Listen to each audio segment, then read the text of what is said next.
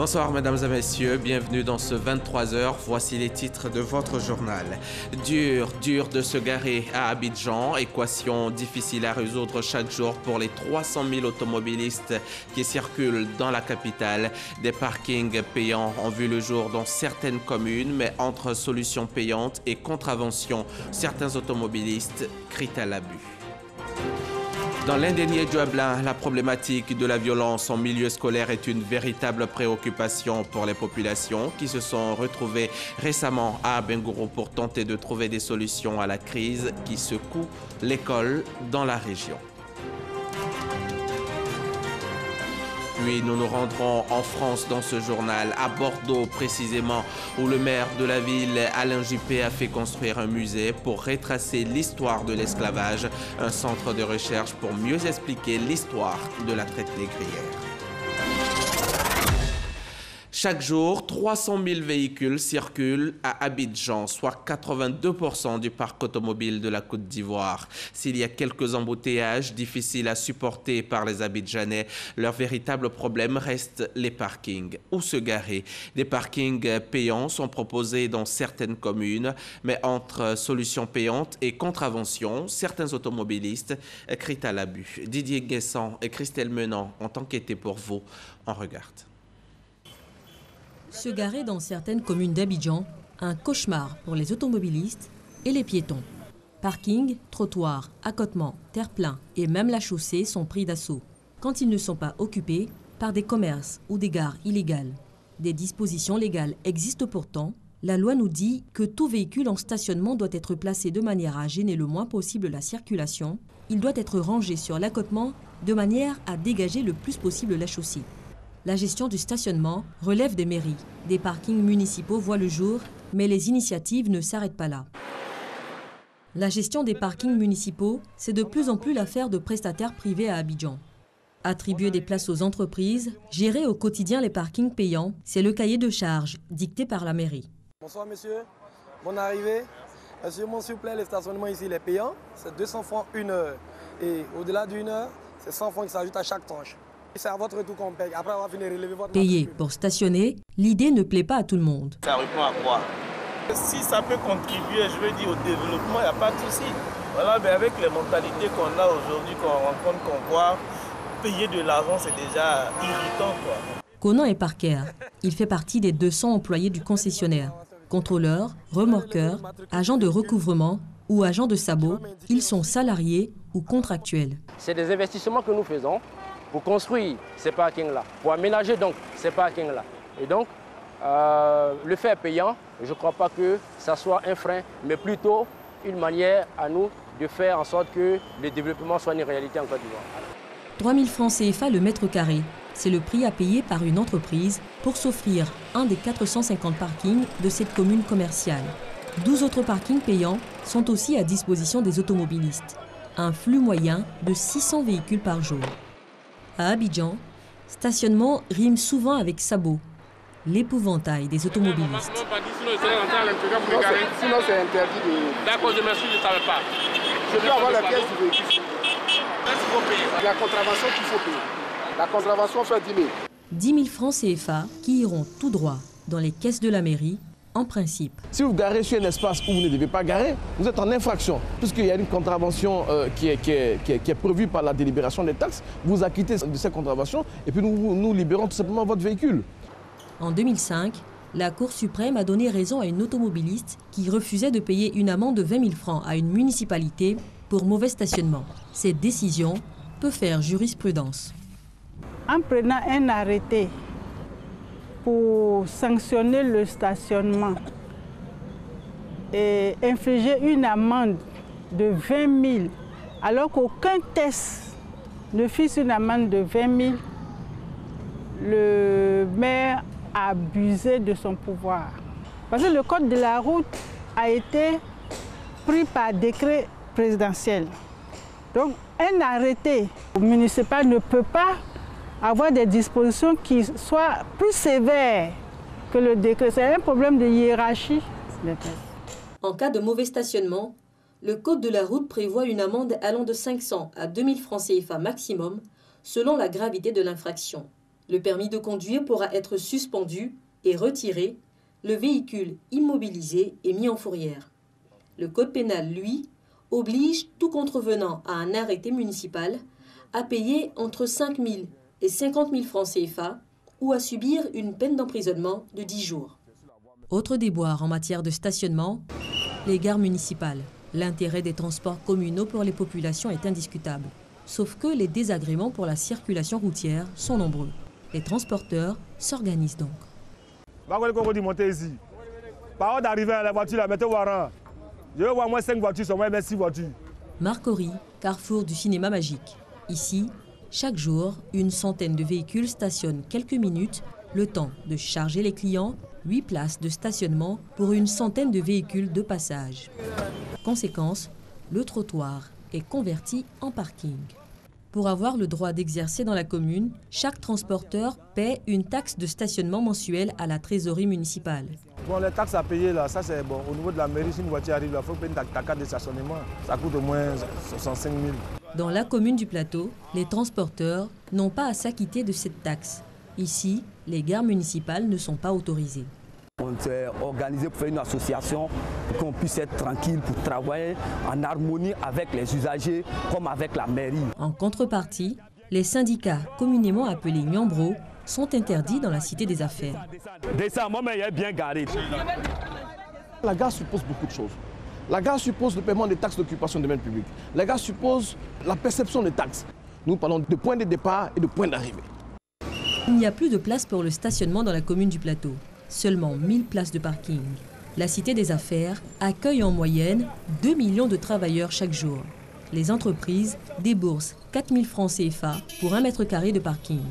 L'offre est inférieure à la demande. Les entreprises délocalisent. On a à peu près une trentaine d'entreprises qui ont délocalisé depuis 2005 en raison donc des difficultés pour leurs clients d'accéder à des espaces de stationnement. Pour les entreprises et les transporteurs, comme pour les usagers, le coût du stationnement varie d'une commune à une autre. Le potentiel existe, il est financier, mais surtout social. Près de 300 jeunes ont été insérés grâce au projet e-parking dans les communes de Marcory et du Plateau. Reportage signé Didier Nguessan et Christelle Menant. Venons-en à ce concours organisé par le Centre des jeunes dirigeants. Un concours pour trouver les meilleurs projets de start-up. C'est une plateforme au service des entrepreneurs qui aide au financement des jeunes porteurs d'idées. Une initiative de la Chambre de commerce et d'industrie. Nadia Eja, Franck Quadio. Un pas de franchi pour ces 3 porteurs d'idées. Leur start-up, jeune entreprise à fort potentiel sélectionnée pour la grande finale du grand concours Pitch Hub Africa. La valorisation de la culture africaine chez l'enfant, une application numérique sur l'artisanat et des stratégies pour booster la cuniculture ou l'élevage de lapins.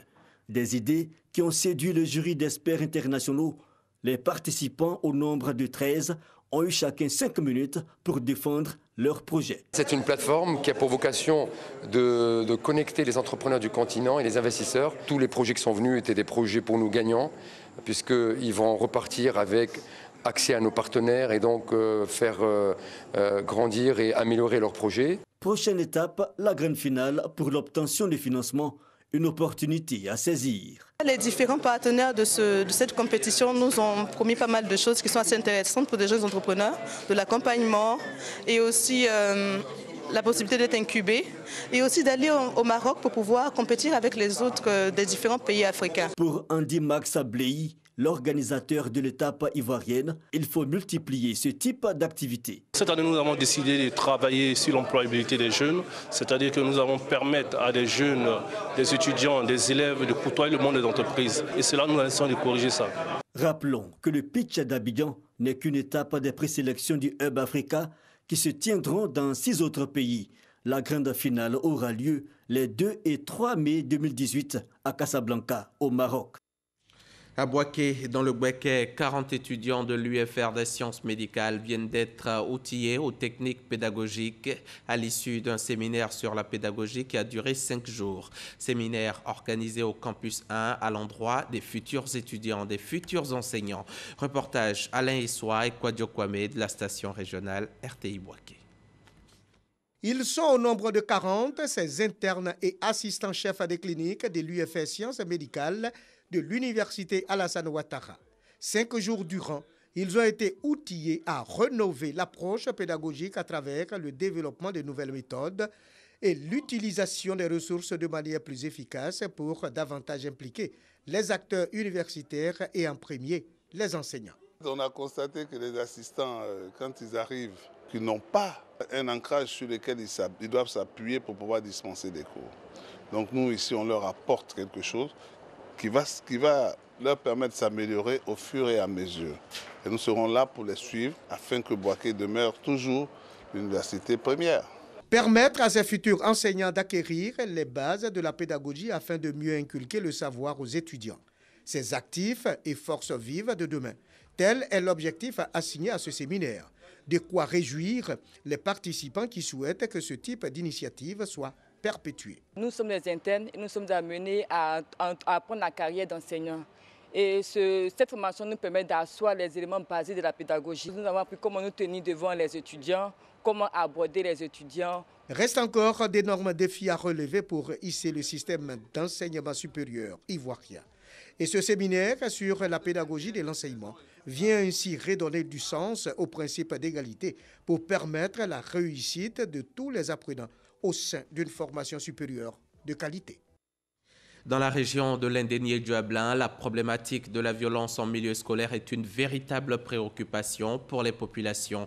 Les cadres, la chefferie traditionnelle, les acteurs du système scolaire et l'ensemble des différentes couches de la société se sont retrouvés à Abengourou pour tenter de trouver des solutions à la crise qui secoue l'école dans la région. Eugène Atoubé.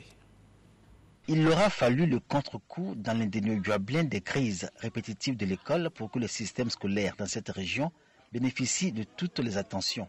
Attention des élus, cadres, autorités administratives et coutumières, attention aussi de la communauté éducative et des populations. Nous les cadres, ayant bénéficié de cet ascenseur social, on se doit d'être un modèle et faire un pas de plus pour que nous édifions un mécanisme nouveau pour régler et réguler l'école. Chacun y est allé de ses arguments et de sa vision de l'école pour enrichir la réflexion au cours des travaux en atelier. Les élèves au cœur des violences dans les collèges et lycées ont été mis à contribution autant que les parents. Quand j'étais à Kiman, quand tu fais quelque chose, quand tu n'as pas étudié, tu viens, ton cœur bat. Il te dit que si tu n'as pas une bonne moyenne, le professeur, souvent il appelle les parents ils ne disent rien, mais lui-même il prend ses responsabilités d'abord. On te met à genoux devant tout le monde, à la récréation, tout le monde te regarde. Il faudrait que nous sachions pourquoi nous allons à l'école. Il ne faudrait pas que nous le fassions pour nos parents. On le fait pour nous, pour pouvoir s'en sortir dans la vie. C'est un tableau bien sombre qui résume l'état du système scolaire dans la région de l'Indénié-Duablin, selon l'analyse diagnostique faite par les autorités éducatives. Tableau dans lequel les élèves, les enseignants et autres personnels des collèges et lycées sont tous comptables des crises survenues ces dernières années. Les autres composantes du corps social, les parents d'élèves notamment, n'y échappent pas. Il n'y a pas toujours ce réflexe de venir voir ce que l'enfant fait, d'aller même au collège, d'aller dans l'établissement pour savoir si l'enfant est véritablement présent à l'école. L'autorité fait sa part. Mais je dis, il est temps que les populations prennent conscience de l'éducation de leurs enfants. Nous sommes co-éducateurs, nous les parents d'élèves, nous les populations. L'État seul ne peut pas s'engager dans les dépenses éducatives, dans les projets éducatifs de nos enfants. Les crises du système scolaire dans l'Indénié-Duablin, une responsabilité partagée et bonne conscience comprise, tous s'accordent sur l'exigence d'œuvrer pour que l'école dans l'Indénié-Duablin retrouve son rayonnement d'antan. Et ce contrat qui doit lier et les élèves, et les enseignants, et l'école, est une très bonne chose. D'ailleurs, au niveau même du gouvernement, il est de plus question d'un contrat de performance que chaque fonctionnaire doit signer avec le gouvernement, avec l'État. Il est prévu une large diffusion des résolutions du séminaire d'Abengourou, une initiative qui pourrait faire école dans les autres régions du pays. Je vous conduis à présent à Kong, dans le nord-est de la Côte d'Ivoire, commune que l'ONSUT, l'Agence nationale du service universel des télécommunications, vient de doter d'une salle multimédia de 26 ordinateurs. Cela dans le cadre du programme présidentiel des TIC. Grâce à ce projet, les habitants de Kong ont désormais un accès Internet haut débit. Kader Sogodogo, notre confrère de RTI Boaké. Une salle multimédia tout équipée. 26 ordinateurs au total. La commune de Kong a désormais accès à Internet haut débit. Une action de l'Agence nationale du service universel des télécommunications, ANSUT, qui s'inscrit dans le cadre du projet présidentiel des TIC. Aujourd'hui, l'objectif est vraiment de faire en sorte que les distances soient complètement effacées et que les populations puissent, quel que soit l'endroit où elles se trouvent, échanger avec le reste du monde. Un geste bien accueilli par la population avec au premier plan la jeunesse. Merci pour cette salle, merci pour ce cadeau. Ce cadeau va remettre Kong au centre de la civilisation du Côte d'Ivoire, comme Kong l'a été en son temps. Aujourd'hui, avec les nouvelles technologies, vous avez vu cette parabole, c'est une connexion Internet tirée directement des satellites. Donc c'est une connexion qui ne peut pas être brouillée, c'est une connexion qui ne peut pas souffrir des affres du réseau, pour dire le réseau balance aujourd'hui. C'est une connexion pure. Un projet qui a abouti grâce aux efforts du conseil municipal de Kong. Cette mairie multiplie les actions pour permettre à la commune de se moderniser. Après Internet, bientôt la municipalité va inaugurer son tout premier marché moderne. Les travaux ont démarré et avancent bien. Nous avons bon espoir qu'au mois de février, sur la base de ce que nous venons de voir, que le marché puisse effectivement être livré. Je pense que ceci sera un soulagement important pour nos parents, parce qu'actuellement, le site qui abrite le marché actuel est un site qui est complètement dépassé. En cette année 2018, la commune de Kong entend continuer ses efforts, surtout son désenclavement à travers des voies d'accès bitumées. Après l'étape de Kong, c'est à Béoumi que l'ANSUT a déposé ses valises. L'objectif est le même, la vulgarisation des TIC en Côte d'Ivoire. Et pour y arriver, l'Agence nationale de service universel des télécommunications et l'Association nationale des blogueurs de Côte d'Ivoire mènent des actions sur le terrain. Cela à travers une caravane dénommée École du blog et d'initiation à l'usage des TIC pour la production des contenus locaux. Sur place à Béoumi, ce sont plus de 250 personnes qui sont désormais outillés à la création d'un emploi à travers un ordinateur et un téléphone portable. Les précisions de Soro Corona et Kader Sogodogo. La caravane École du blog et d'initiation à l'usage des TIC, technologies de l'information et de la communication pour la production de contenus locaux, se poursuit à travers le pays. Pour la deuxième étape, c'est la commune de Béoumi qui a vu 250 personnes formées à l'utilisation d'Internet. Par cette caravane, l'ANSUT, Agence nationale du service universel des télécommunications, veut former et éduquer les populations à l'utilisation quotidienne de l'Internet afin de découvrir et profiter des avantages et opportunités qu'offre le numérique. Il s'agit en fait de vulgariser l'usage des TIC auprès des populations, auprès de la communauté rurale, le plus largement possible. L'ANSUT est accompagnée dans cette caravane par l'Union nationale des blogueurs de Côte d'Ivoire. Ainsi, avec les outils de base des TIC, notamment l'ordinateur, plusieurs métiers sont disponibles en toute légalité. Le blogging, le digital management, le web entrepreneuriat, le métier d'analyste programmeur. Nous parlons de l'initiation basique à l'utilisation d'Internet, l'utilisation des services de Google, de même que l'entrepreneuriat via le web. Débuté le 4 janvier, l'école du blog et d'initiation à l'usage des TIC prend fin le 22 janvier prochain avec l'étape de San Pedro. Ce sont au total 1000 personnes qui seront désormais capables de produire des contenus locaux avec Internet. À Boundiali, il existe un bâtiment colonial, seul vestige de la ville qui évoque encore les souvenirs du passage des colons dans cette partie de la Bagoué. Un bâtiment qui aurait servi de résidence au gouverneur blanc, puis jusqu'en 2010 au préfet de Boundiali. Je vous invite à découvrir cette bâtisse coloniale autrefois d'importance, mais aujourd'hui à l'abandon. Notre guide s'appelle Eugène Atoubé. Boundiali, ville dynamique, ville prospère. Loin du tintamarre de cette cité au pittoresque charmeur, se dresse dans l'indifférence totale une vieille bâtisse. Nous sommes au quartier résidentiel. On se surprend de voir que cette bâtisse imposante à l'architecture coloniale est prisonnière des broussailles, signe de son abandon.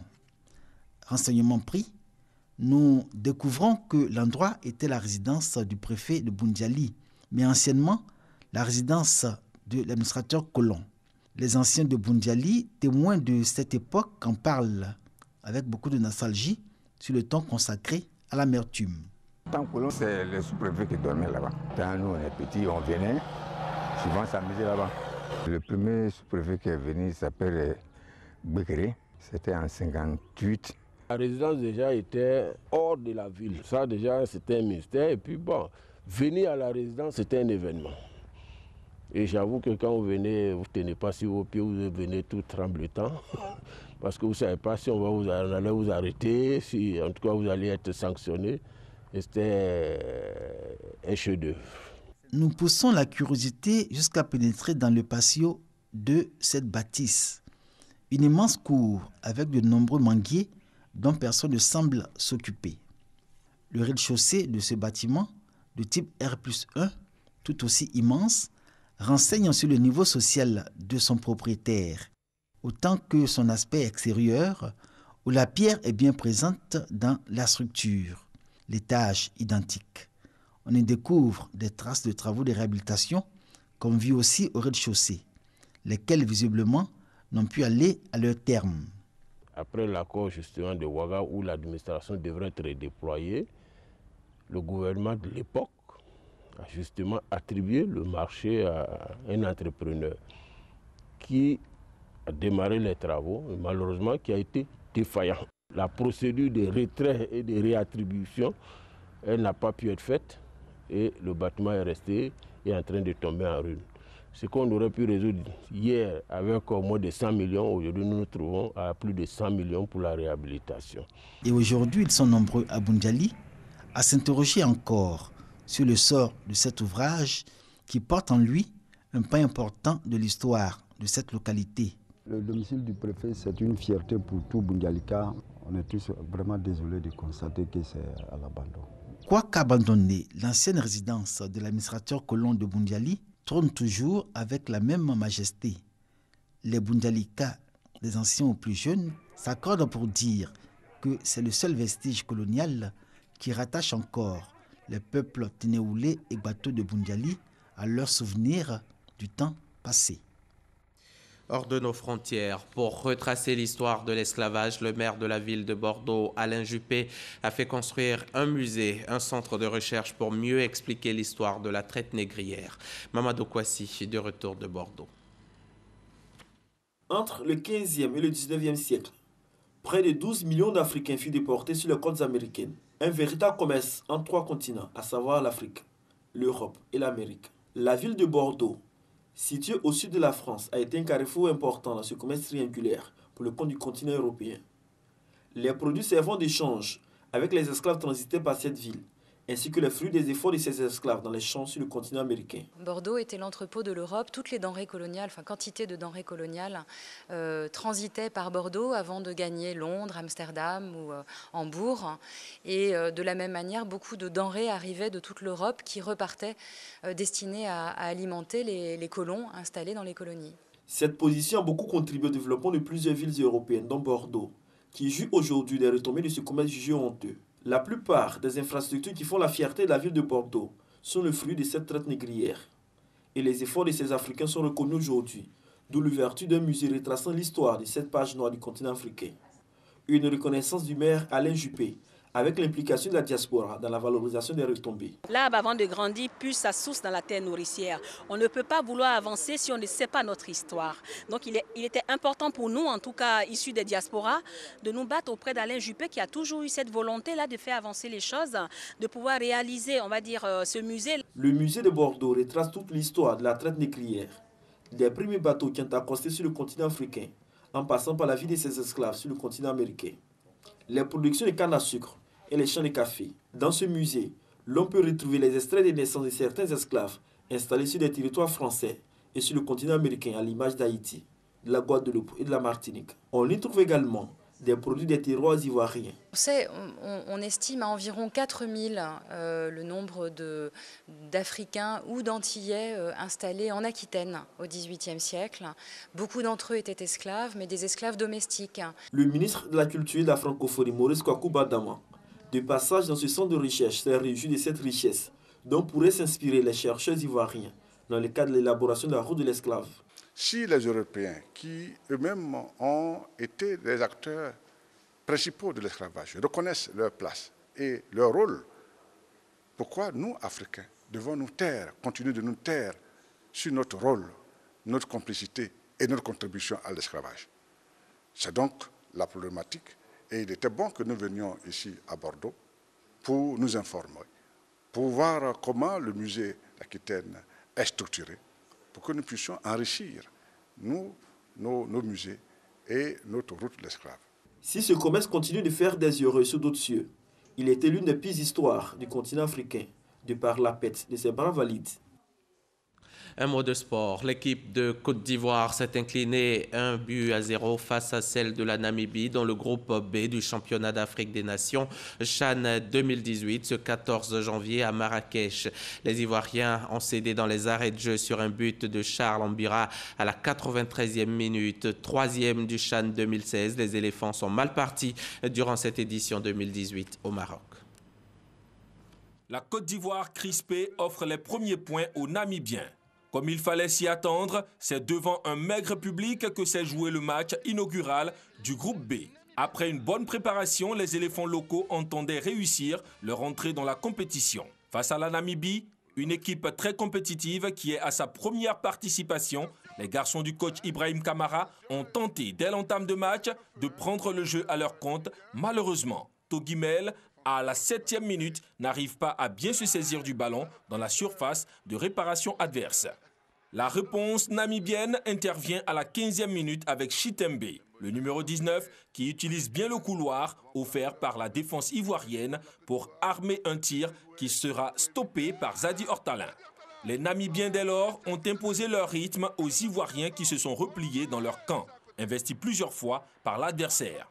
Le pressing ne paiera pas et les deux formations regagnent les vestiaires sous le score vierge de 0-0. La seconde période démarre plus timidement que la première, avec des éléphants crispés qui n'arrivent pas à enchaîner deux passes de suite et qui se laissent dicter leur jeu par les Namibiens. À la 69e minute, le 11 namibien lance une action collective qui échoue dans le camp ivoirien. Alors qu'on s'attendait à un partage de points, c'est la Namibie qui trouve l'ouverture dans les dernières minutes de jeu, sur un coup franc détourné par la tête de Charles Ambira, qui profite de la sortie de Zadi Hortalin pour marquer. 1-0, score final. Prochaine sortie des éléphants, le jeudi 18 janvier à 16h30 contre la Zambie. Je vous propose de faire le tour du monde, l'actualité à l'étranger de ces 7 derniers jours en 3 minutes.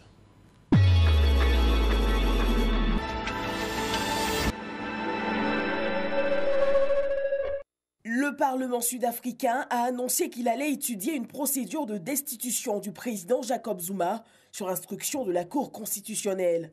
La Cour reproche à l'Assemblée nationale de ne pas avoir demandé de compte au président sud-africain dans le scandale sur sa résidence privée et l'utilisation d'un peu plus de 15 millions d'euros d'argent public pour rénover sa maison.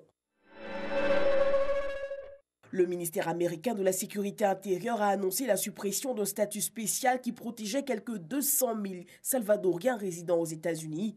Un statut instauré en mars 2001 pour les victimes de 2 tremblements de terre dans le pays qui avaient fait un peu plus de 3 000 morts. Des responsables de la communauté aux États-Unis et des élus ont dénoncé cette abrogation, estimant que le Salvador ne peut à l'heure actuelle absorber cette vague de retour.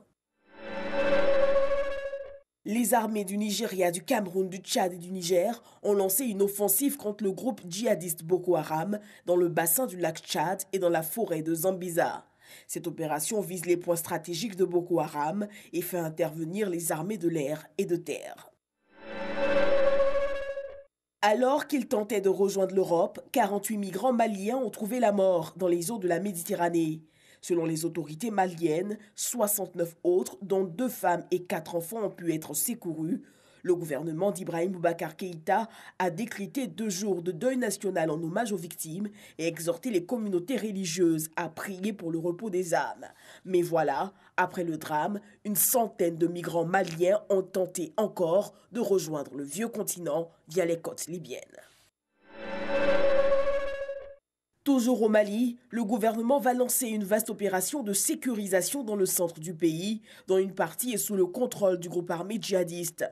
Plus d'1 millier de militaires seront à terme déployés dans le centre. 12 000 casques bleus composent la mission des Nations Unies au Mali, tandis que la force française Barkhane, elle, compte 4 000 hommes soutenus par la force conjointe des pays G5 Sahel. Après une réunion d'urgence qui a duré 4 heures, les ambassadeurs du groupe africain 54 pays à l'ONU se sont dit extrêmement choqués des propos scandaleux, racistes et xénophobes de Donald Trump. Le groupe exige rétraction et excuses et s'inquiète de la tendance continue et grandissante de l'administration américaine à dénigrer le continent africain et les gens de couleur. La Tunisie a marqué dimanche le 7e anniversaire de sa révolution dans un contexte de vive tension sociale. Dans le centre de Tunis, l'un des lieux emblématiques des révoltes, plusieurs centaines de personnes ont manifesté par groupes séparés à l'appel de partis et de syndicats pour marquer cet anniversaire de la chute de Zine El Ben Ali après 23 ans de règne sans partage.